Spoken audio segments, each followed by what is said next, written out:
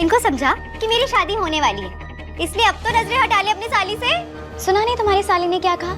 उससे नजरें हटा लो अब। चल अब मैं चलती हूँ, अब तो अच्छे से लड़ाई कर अपने पति परमेश्वर से।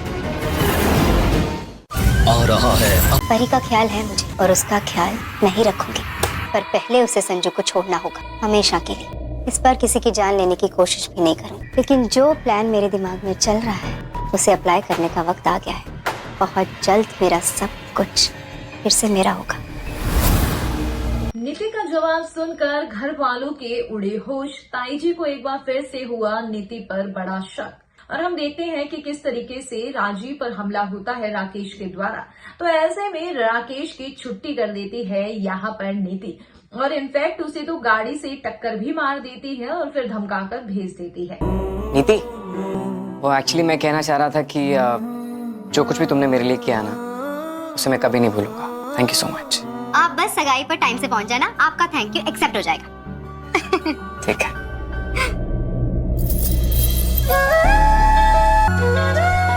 जिसके बाद हम देखते हैं कि परी, राजीव, नीति ये सब घर आते हैं।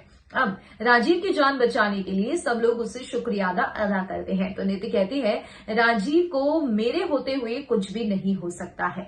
और जब घरवाले ये बात सुनते हैं तो एक बार फिर से उनकी शक की घड़ी टिक टिक करने लगती है।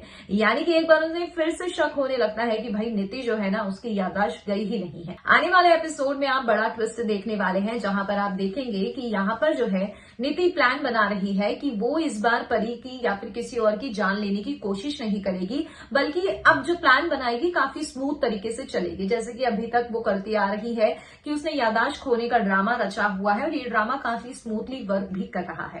तो दूसरी ओर जो परी है वो राजीव की फिक्र कर रही है, उसे टाइम पे दवाई दे रही है, और यहाँ पर परी और राजीव को साथ में देखकर नीति को जलन हो रही है, और इसलिए वो अपने सारे हक एक बार फिर से वापस पाना चाहती है, और इसलिए कोई स्मूथ प्लान बनाती हुई दिखाई दे रही है। खैर, कमेंट सेक्शन में अब आप अपनी राय बताइए और कर दीजिए चैनल को सब्सक्राइब।